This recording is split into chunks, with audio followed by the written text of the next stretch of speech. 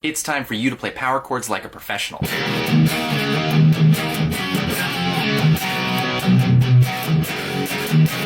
Power chords are the heart and soul of rock guitar, and they're one of the first things that you can learn even as a beginner. All you have to do is put one of your fingers down on any guitar fret, and then put a second finger on the next string down 2 frets over. As long as your fingers maintain the shape, a power chord can be played anywhere.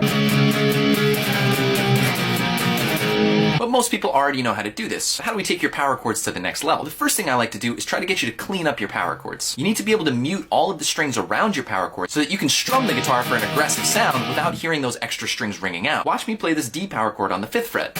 You'll notice a couple of things happening with my left hand. If you look closely, my first finger is actually touching the underside of the top string to get it to not ring.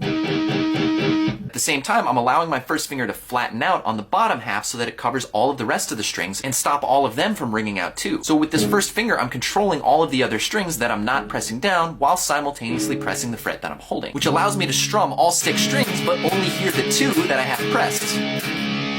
It's important with power chords that you control your strings, especially with high gain or distortion, and to maintain that control even as you move shapes.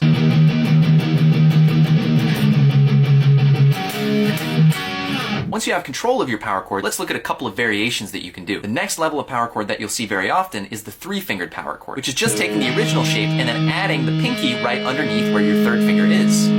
This doesn't add any extra notes into the power chord because it's just an octave of the first note that you're adding in. What it does is sort of thicken up the sound and allow you to play more strings. And anytime you want to use that larger shape of power chord, you can do so because they're easily swappable. One cool thing about power chords is that you can play them on any set of string, but you have to watch out when you get to the B string. In the riff for Bark at the Moon, we use this really interesting shape of a power chord.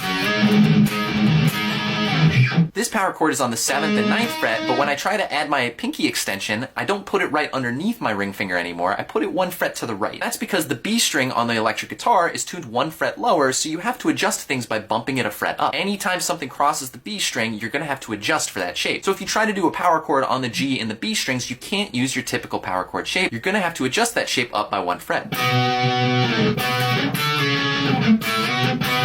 Here's a couple other cool tips you can try. Power chords sound pretty good with vibrato. And because they often go in a line together, they work really well with guitar slides. And today's final tip is kind of a cool one. Power chords are a specific kind of interval called a perfect fifth. It's the shape that gives them the sound that they have. So if you mess with the shape a little bit, it doesn't necessarily become another power chord, but it can be cool to take one of the fingers and move it up or down a fret to see what it sounds like.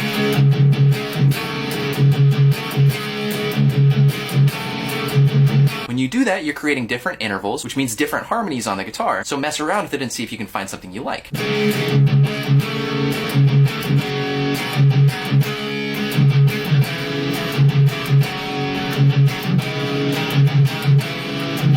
Hopefully this gave you guys some things to think about and practice with power chords. Make sure to follow this account for more guitar tips, and I'll see you guys next time.